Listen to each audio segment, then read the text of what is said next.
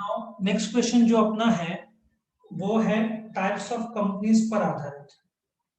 सो ये जो types of companies है अलग अलग है, स्टैट्यूटरी, रजिस्टर्ड और पूरा ये हेडिंग है। इनकॉर्पोरेशन पे ये वैरायटी, नंबर ऑफ मेंबर्स पे ये, लायबिलिटी पे ये, कंट्रोल पे ये, अदर टाइप्स तुम्हारा दिया हुआ है। So I will start with statutory company. Now सबसे पहले समझ लो, नीचे जो स्टैट्यूटरी दिया है ना, मैं एक्सप्लेन करूंगा, तुम एग्जाम्पल चाहो तो लिख सकते हो, जो होगा तो कोई प्रॉब्लम नहीं, नहीं होगा तो तुम एग्जाम्पल लिखोगे। समझा मैं क्या बोल रहा हूँ? हाँ okay, let us start. Now statutory company क्या होता है? स्टैट्यूटरी कंपनी वो कंपनी है जो शुरू हुआ है by an act of parliament, मतलब लोकसभा राज्यसभा से मिलकर, या तो महाराष्ट्र का विधानसभा विधान परिषद, अलग अलग स्टेट्स में विधानसभा विधान परिषद रहता है। ये जो कंपनीज हैं जो पार्लियामेंट के थ्रू शुरू हुए हैं, इनको स्टैट्यूटरी कंपनीज बोलते हैं। आरबीआई, एसबीआई, यूटीआई, ये सब स्टैट्यूटरी कंपनीज का एग्जांपल है। इनका अपना अलग कायदा रहता है, जैसे SBI act of 1955, RBI act of 1934, ठीक है ना। सो इनका अपना अलग कायदा रहता है। और एक और अच्छी बात ऐसी है कि इनको अपने नाम के अंत में प्राइवेट लिमिटेड है या पब्लिक लिमिटेड है ये डालने की जरूरत नहीं है। They need not use the word private limited or public limited at the end of their name.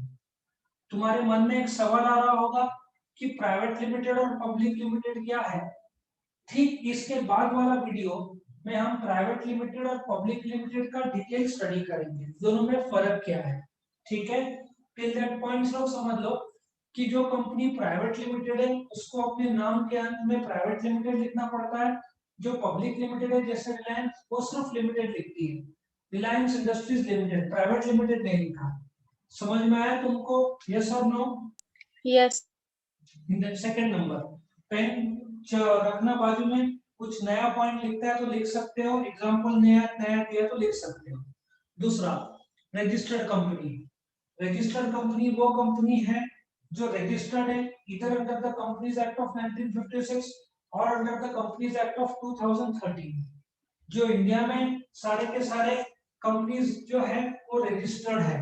Unregistered company India में अलाउड नहीं है। इंडिया में करीबन 12 लाख कंपनीज है। रजिस्ट्रेशन रजिस्ट्रार के पास होता है, आरओसी जिसको बोलते हैं, registrar of companies. Registrar central government का अपॉइंट किया हुआ आदमी है। रजिस्टर्ड तब होगा जब रजिस्ट्रार तुमको सर्टिफिकेट ऑफ इनकॉर्पोरेशन देगा।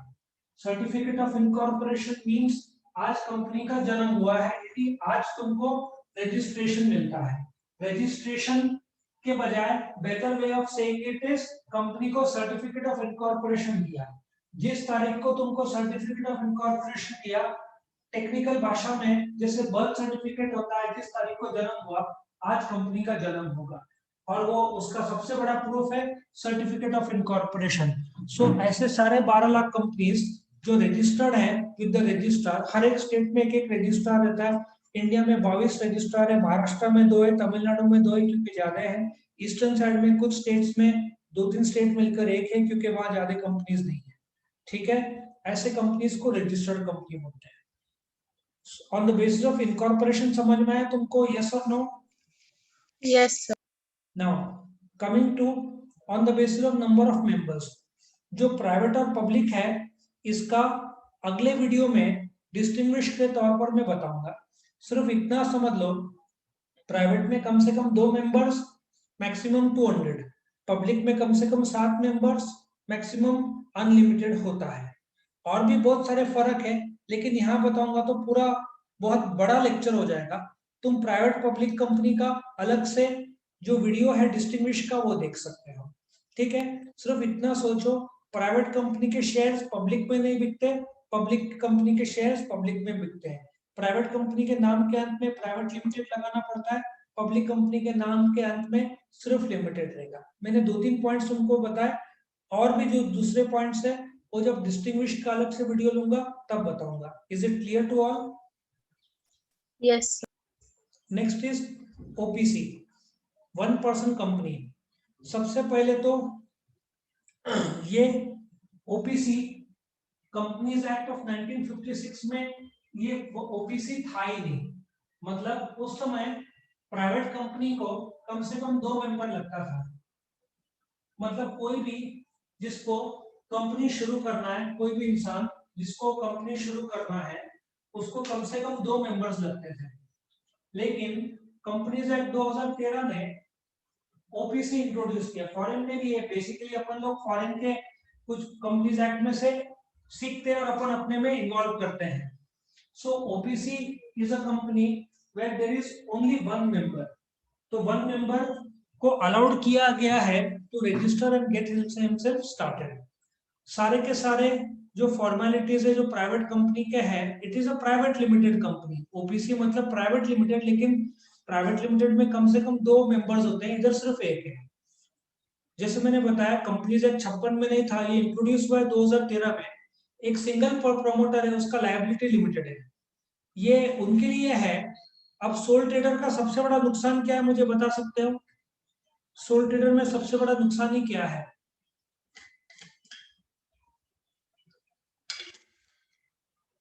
डू यू एग्री कि सोल ट्रेडर का सबसे बड़ा नुकसान है अनलिमिटेड लायबिलिटी? समझ में Yes, आ रहा है कि यदि धंधे को लॉस हुआ तो पैसा कहां से लाना पड़ेगा? घर से। समझ में आया? समझ में आया तुमको? हाँ सर। अच्छा, सोल ट्रेडर में 5 लाख लगाया सोल ट्रेडर ने, 8 लाख का घाटा हुआ तो 5 लाख धंधे का गया, 3 लाख घर से लाना पड़ेगा। बट ओपीसी में लायबिलिटी लिमिटेड है।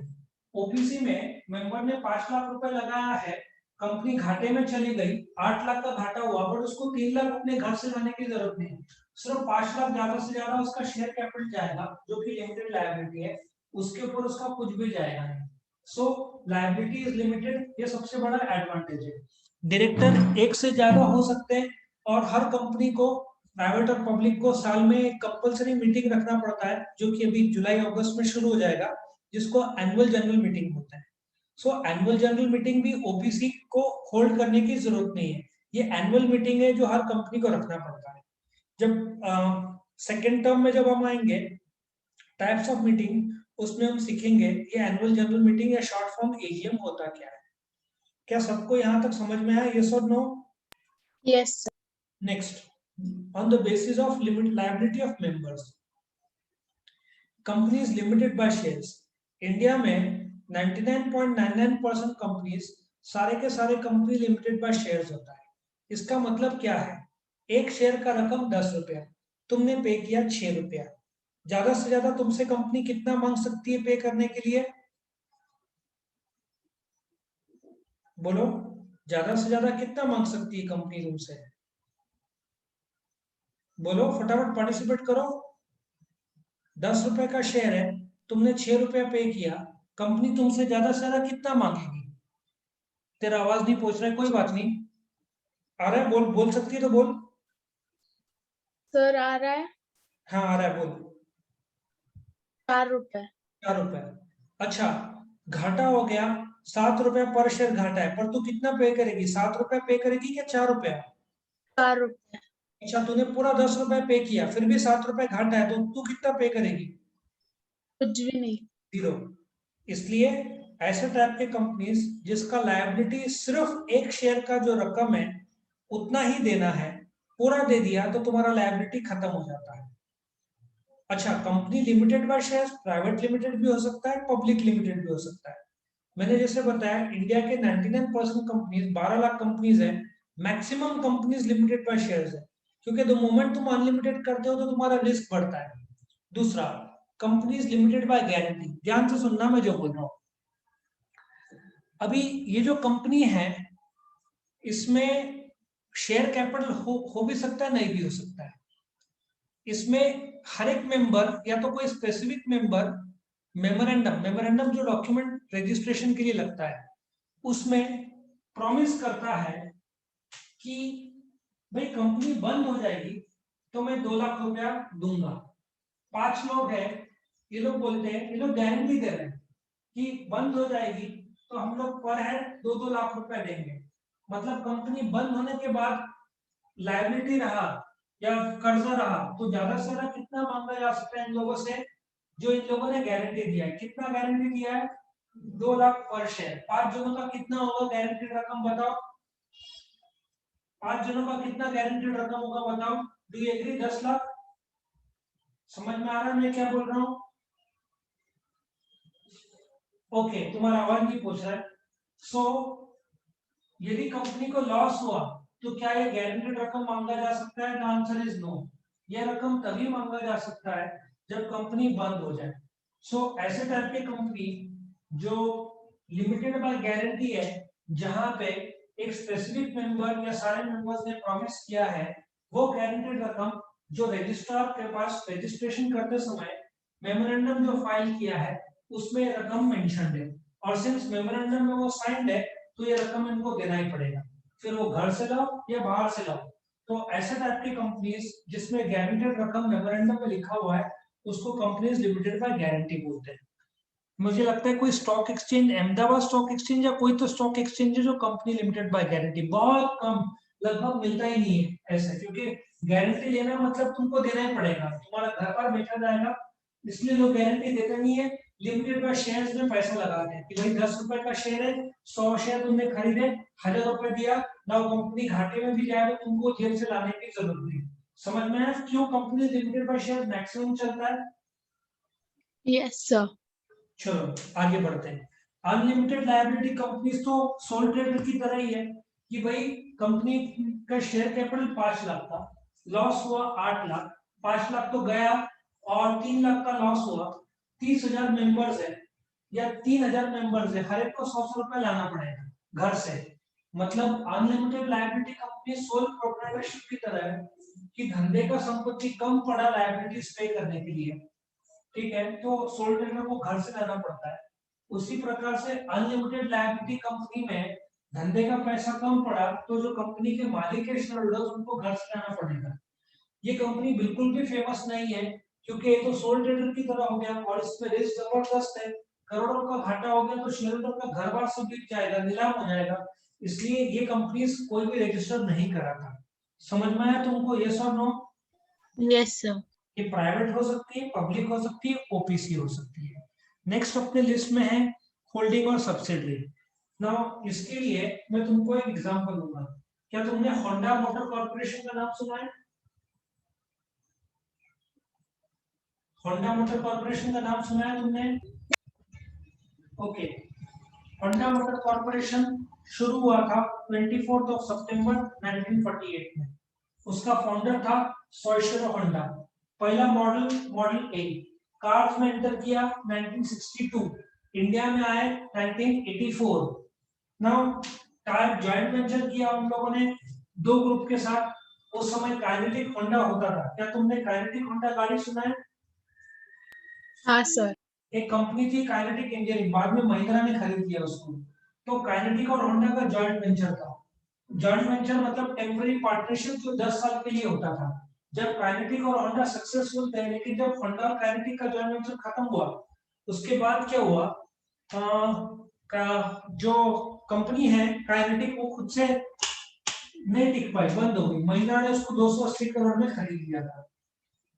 तो बोलने का तात्पर्य है एक और कंपनी के साथ उन्होंने जॉइंट वेंचर किया था, हीरो होंडा। हीरो जो वर्ल्ड के मुंजाल ग्रुप, जो वर्ल्ड के सबसे बड़े साइकिल मैन्युफैक्चरर्स हैं। सो क्या हुआ था, अभी हीरो और होंडा भी अलग हो गए। जॉइंट वेंचर 10 साल का रहता है, उन्होंने 1984 से 94, फिर 2004, 2007 के आसपास आई थिंक वो लोग अलग हो गए। तो हीरो भी अलग से बाइक बनाता है, होंडा अलग से बाइक बनाता है। Do you agree? समझ में आ रहा है मैं क्या बोल रहा हूँ? यस। अच्छा, जो इंडिया में अभी जापान में जो होंडा है उसका नाम है होंडा मोटर कॉर्पोरेशन, ठीक है। और इंडिया में जो होंडा कंपनी है उसका नाम है Honda motorcycles and scooters limited, HMSL। Honda motorcycles and scooters limited. क्या नाम है? HMSL।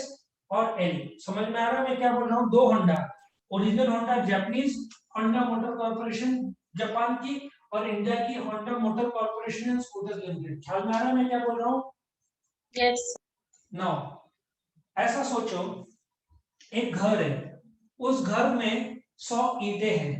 यदि तुम्हारा उस घर में 51% यदि ईंट तुम्हारे हुए तो तुम होल्डिंग हुए, वो सब्सिडरी हुए। समझ में आ रहा है? तुम्हारा खुद का एक घर है, बट दूसरा एक घर है, उसमें तुम्हारे आधे से ज्यादा ईंटें तुम्हारे खुद के हैं, तो तुम माने जाओगे होल्डिंग और वो माना जाएगा सब्सिडरी। समझ में आ रहा है मैं क्या बोल रहा हूँ? यस सर तो होंडा मोटर कॉर्पोरेशन जो जापान है, उसका इंडिया का Honda motorcycle and scooter limited में 100% पैसा लगा है। इसका मतलब जापानीज होंडा को होल्डिंग कंपनी बोलेंगे, इंडिया के होंडा को सब्सिडरी बोलेंगे। क्या समझ में आया? यस और no? Yes so holding company वो कंपनी है जो दूसरे कंपनी में 51% या ज्यादा शेयर्स की मालिक हो। अभी रिलायंस रिटेल क्या है? रिलायंस इंडस्ट्रीज लिमिटेड की ही कंपनी है, ठीक है? तो रिलायंस इंडस्ट्रीज होल्डिंग हुआ, रिलायंस रिटेल सब्सिडरी हुआ। जियो क्या है? जियो भी कंपनी है, बट जियो का 100% मालिक कौन है? Reliance industries limited. तो होल्डिंग कौन हुआ? बताओ, होल्डिंग कौन हुआ? Reliance industries limited. सब्सिडरी कौन हुआ? रिलायंस जियो सब्सिडरी हुआ। हाँ, समझ में आ रहा है सबको? यस और नो? यस तो जब तुम होल्डिंग और सब्सिडरी की बात करते हो, तो जब सामने वाले कंपनी में तुम 51% या ज्यादा शेयर्स ओन करते हो, तुमको होल्डिंग बोला जाएगा, सामने वाले को सब्सिडरी, क्योंकि तुम्हारे पास आधे से ज्यादा उनका पैसा जो लगाया हुआ है तुमने लगाया हुआ है, प्लस वहां पे डायरेक्टर्स का अपॉइंटमेंट का मैक्सिमम ताकत तुम्हारे पास है, इसलिए तुमको होल्डिंग बोला जाएगा और सामने वाले को subsidiary. Eight the end of the year subsidiary का अकाउंट होल्डिंग के साथ में मर्ज हो जाता है। ठीक है, आगे बढ़ू मैं? यस और नो? हाँ सर नेक्स्ट, गवर्नमेंट कंपनी। अभी ध्यान से सुनना, यदि रिलायंस का जियो में 51% के ऊपर है तो रिलायंस को होल्डिंग बोलेंगे और जियो को सब्सिडरी बोलेंगे। दोनों एक कंपनी नहीं, अलग अलग कंपनी है। लेकिन यदि एक कंपनी में गवर्नमेंट का शेयर कैपिटल हो, यदि जैसे होंडा ने दूसरे कंपनी में 51% के ऊपर शेयर ओन किया, तो होंडा मोटर कॉर्पोरेशन जापान को होल्डिंग बोलेंगे और सामने वाले को सब्सिडरी बोलेंगे। लेकिन वही तुमने हिंदुस्तान एरोनॉटिक्स लिमिटेड सुना है? HAL नाम सुना है? HAL हाँ ओजन। यस, यदि गवर्नमेंट किसी कंपनी में 51% से ज्यादा शेयर्स ओन करता है तो उस कंपनी को गवर्नमेंट कंपनी बोलते हैं। HAL ले लो, एक भेल है, भारत हैवी इलेक्ट्रिकल लिमिटेड नाम की कंपनी है। ये दोनों में गवर्नमेंट का 51% से ज्यादा शेयर कैपिटल है। HAL में जहां तक मेरा नॉलेज है 87% है और BHEL में करीबन 67% है। सो गवर्नमेंट कंपनी का दबदबा है गवर्नमेंट कंपनी बोलने के लिए।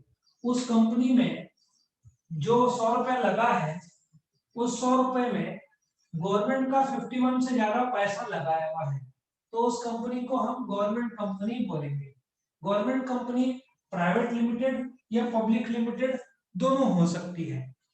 और when I say government, it can be central government, it could be state government, it could be both central government और state government। क्या तुमको समझ में आया? हिंदुस्तान, HMT, सेल, भेल, ONGC, और सबसे बेस्ट एग्जांपल तुम HAL लिख सकते हो, जो शायद इधर दिया नहीं है। HAL लिखोगे तो तुमको याद रहेगा। HMT का नाम सुना है तुमने? Hindustan machine tools. हाँ सर एक समय की बेस्ट घड़ियां बनाती थी, टाइटन ने टाइटन से कम्पीट नहीं कर पाई। आगे बढ़ू मैं? Foreign company. फॉरेन कंपनी वो कंपनी है जिसका रजिस्ट्रेशन या इनकॉर्पोरेशन इंडिया के बाहर हुआ, but has a place of business in India. For example, Ford motor corporation, नाम सुना है फोर्ड मोटर कॉर्पोरेशन का?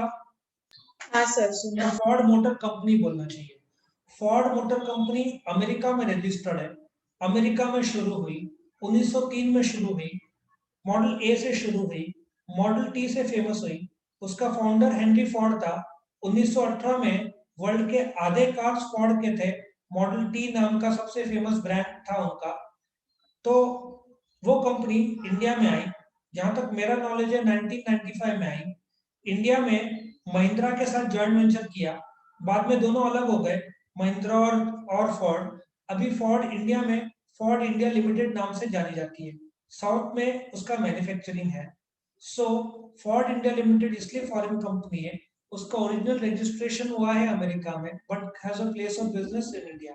नेस्ले, बाटा, बहुत सारे लोग सोचते हैं बाटा इंडियन कंपनी है, बाटा इंडियन कंपनी नहीं है। If I am not wrong, Swiss या आई थिंक स्वीडन में से कोई है, उस देश की है। वर्लपूल, ये सब इंडिया के बाहर के हैं, तो इन सबको फॉरेन कंपनीज बोला जाएगा। समझ में आया सबको? हाँ next, dormant company. Dormant company, companies act 1956 में कंसेप्ट था ही नहीं, कंपनीज एक्ट 2013 में लॉन्च किया। अभी एक कंपनी को लगता है भविष्य में कोई प्रोजेक्ट्स का काम मिल सकता है, फिलहाल कोई काम नहीं है, तो वो रजिस्टर करा सकती है, लेकिन कोई बड़ा अकाउंटिंग ट्रांजैक्शन किया नहीं लास्ट 2 इयर्स में। मतलब कंपनी बंद भी नहीं हो रही है, क्योंकि कंपनी वेट कर रही है कोई भविष्य का कॉन्ट्रैक्ट मिले। तो ऐसे टाइप के कंपनी, जिसमें अभी तुम 11th में आए हो, 9th और 10th में तुमने कोई बड़ा पढ़ाई नहीं किया, जैसे कंपनी ने बड़े ट्रांजैक्शन नहीं किए, तो ऐसे टाइप के कंपनीज को डोरमेंट कंपनी बोलेंगे। आया समझ में? यस ये भी नया कंसेप्ट है, लिस्टेड कंपनी। नाउ तुमने कभी बिजनेस चैनल देखा है? सीएनबीसी आवाज, या जी बिजनेस, या ईटी नाउ, या सीएनबीसी में एक और है सिर्फ सीएनबीसी, सुना है तुमने? बिजनेस चैनल देखा है? नहीं सर। तुम आज क्या करना, बोलना पापा को सर ने बोला है जी बिजनेस दिखाना है। तुम जब जी बिजनेस देखोगे नीचे, अभी तो शेयर्स का दाम शायद शाम को नहीं आएगा, लेकिन आएगा तो शेयर्स के दाम नीचे आता है, देखा है कभी? रिलायंस 2000, हाँ वो देखा है। देखा है?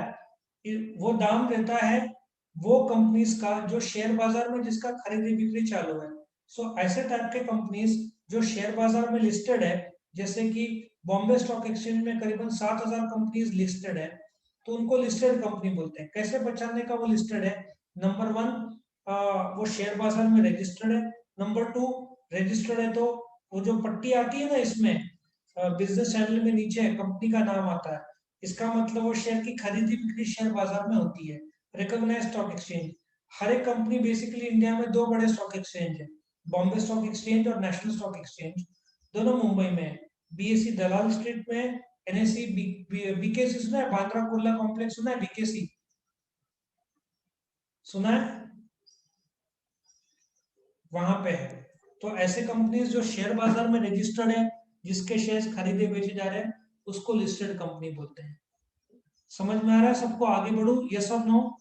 Yes next, small company. Small company, जो पब्लिक कंपनी नहीं है उसको स्मॉल कंपनी बोलेंगे, लेकिन किसी भी कंपनी को स्मॉल कंपनी बोलने के लिए तुमको समझना होगा कि उस स्मॉल कंपनी का शेयर कैपिटल 50 लाख से कम होना चाहिए, या उसका सेल्स 2 करोड़ से कम होना चाहिए, तो ही उसको स्मॉल कंपनी बोला जाएगा। ठीक है? तो small company public limited company नहीं हो सकती, मतलब प्राइवेट लिमिटेड होगी, ठीक है, या ओपीसी हो सकती है, बट पब्लिक कंपनी नहीं हो सकती। तो तुमको स्मॉल कंपनी का दर्जा या स्मॉल कंपनी का नाम मिलेगा छोटा, मतलब कंपनी छोटा है। छोटा क्यों है? क्योंकि शेयर कैपिटल, तुम बोलोगे 50 लाख तो बहुत बड़ा रकम है, लेकिन कंपनी में 50 लाख शेयर डाला है, कुछ भी नहीं। रिलायंस का टर्नओवर ही साल का 6 लाख करोड़ है, उनका शेयर्स का मार्केट वैल्यू ही 10 लाख करोड़ है। 10 लाख करोड़ बोल रहा हूँ, 50 लाख तो एक समुद्र में एक बूंद हो गया।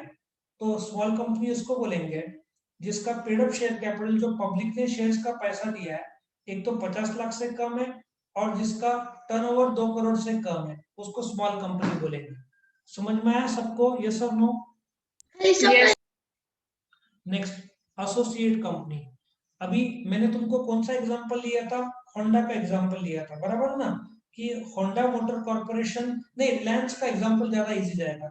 रिलायंस ने जियो में 100% पैसा लगाया तो रिलायंस को क्या बोलेंगे, होल्डिंग, जियो को क्या बोलेंगे, सब्सिडरी। लेकिन कायदे से 51% के ऊपर लगाया तो भी होल्डिंग और सब्सिडरी बोलेंगे। क्या समझ में आ रहा है सबको होल्डिंग और सब्सिडरी का मीनिंग? सब्सिडरी, होल्डिंग और सब्सिडरी का मीनिंग समझ में आया? Yes. लेकिन तुम सामने वाले कंपनी में 51% नहीं ओन करते, तुम्हारा खुद का घर है, तुम होल्डिंग हो, सामने वाले घर में 51, 100 में से 51 ईट तुम्हारे हैं, तो तुम होल्डिंग और सामने वाले सब्सिडरी।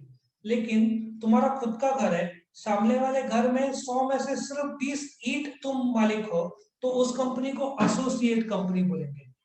अच्छा, एसोसिएट कंपनी, होल्डिंग, तुम होल्डिंग और वो सब्सिडरी क्यों नहीं?